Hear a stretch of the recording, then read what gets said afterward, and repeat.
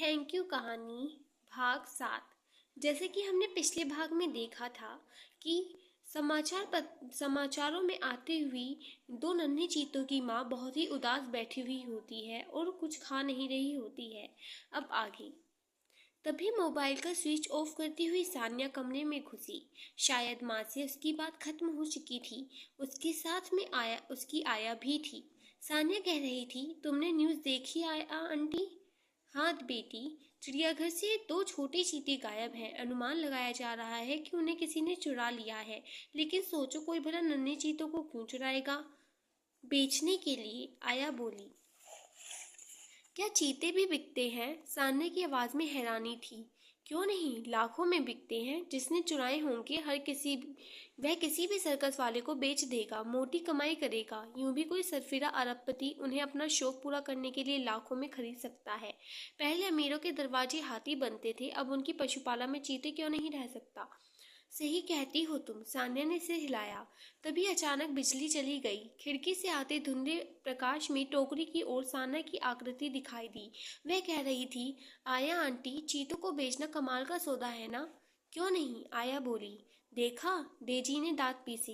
कितनी दुष्ट है, ऐसे खुश हो रही है जैसे इसी को पैसे मिलने वाले हैं।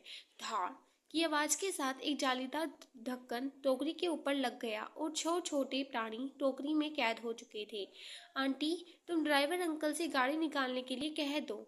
मैं अपनी बिल्लियों के साथ सैर के लिए निकलूंगी। बस 2 मिनट में जूते पहन कर आई। ठीक है बेटी।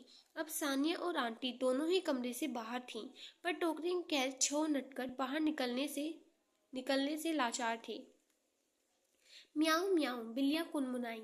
कोई इस ढक्कन को खोल दो, ये बेचारे जिंजर बटर यहाँ कैद हैं। बाहर निकलकर अपनी मम्मी पापा के पास जाना चाहते हैं, पर वहाँ बिल्लियों की मिनमिनाहट सुनने के लिए था ही कौन? बाहर से जरूर सानने की चुलबुली आवाज सुनाई दे रही थी।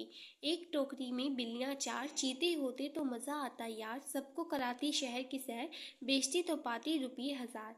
यह जान चुकी है कि हम इसकी कैद में हैं, जिंजर बटर रोनी आवाज में बोले।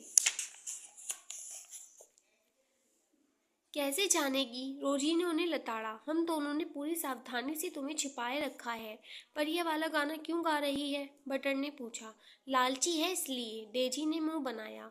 वह जो भी है, उसे होने दो, पर हम यहाँ कैद हैं। हमें बाहर निकालो मम्मी। बटर फिर से रोने लगा।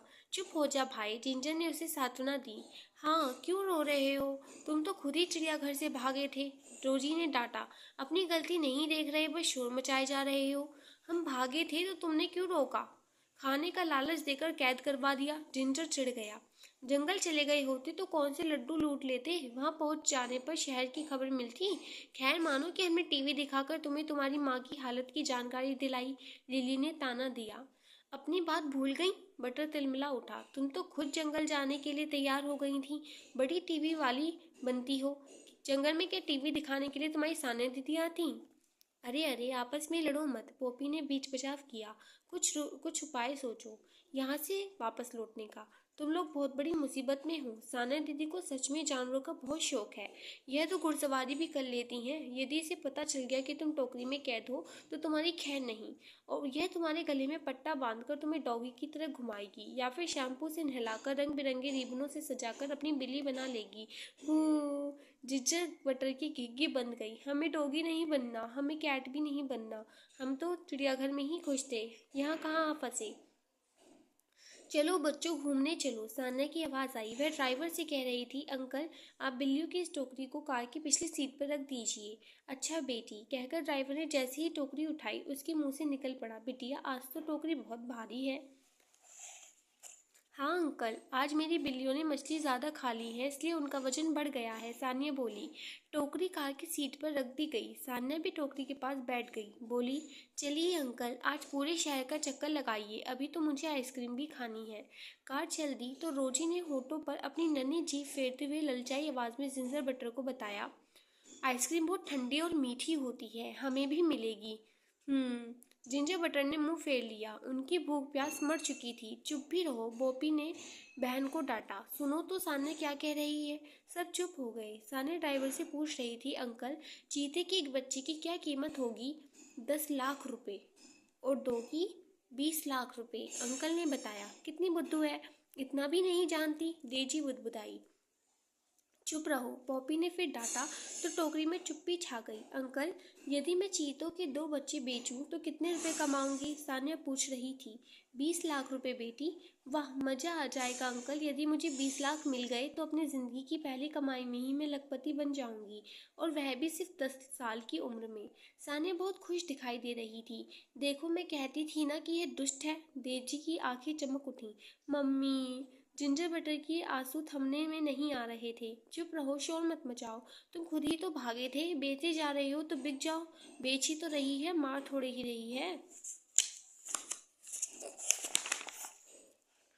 पर जिंजर बटर का दिल दहलाने के लिए शायद यही घोषणा होनी बाकी थी। सानिया उसी प्रसन्न आवाज में कह रही थी, जानते हैं अंकल, मैंने आपसे पूरे शहर का चक्कर लगाने के लिए क्यों कहा है? पता नहीं बेटी। दरअसल आज सुबह से टेलीविजन पर 2 छोटे चीतों के भागने का समाचार आ रहा है। कल रात की भयानक बारिश में चिड़ियाघर की दीवार टूट गई और कई जानवर वहां से भाग निकले। आपने भी टीवी पर यह न्यूज़ देखी होगी। हाँ बेटी। तब तो आपको भी यह पता होगा कि बाकी जानवर मिल गए हैं, पर 2 छोटे चीते अभी भी गायब हैं। हाँ बेटी। अंकल, मेरा अनुमान है कि वे चीते दिन भर शहर में ही कहीं छिपे रहे हैं। अब अंधेरा हो जाने पर जरूर बाहर निकलेंगे। मेरा पूरा ध्यान इसी तरफ है कि वे कहीं नजर आ जाएं तो हम गाड़ी रोककर उन्हें पकड़ लें। बेटी, चीता बहुत फुर्तीला पशु है। वे दोनों तुम्हें दिख भी गए तो पकड़ नहीं सकोगी। जब तक गाड़ी रुकवाकर उतरोगी वे भाग जाएंगे। अंकल, आप मुझे इतना बेवकूफ़ क्यों समझते हैं? सानिया हंस दी। मैं पूरी तैयारी के साथ घर से निकली हूँ। मेरे हाथ में छोटी गन देख रहे हैं। भले ही खिलौना गन है, पर बड़े काम की है। बहुत महंगी मिली है। मैंने इसे इसी काम के लिए पापा से कहकर विदेश से मंगाया है। हमारे फार्म हाउस में जब बंदरों की टोली धावा मारती है तो मैं इसी से उन्हें भगाती हूँ।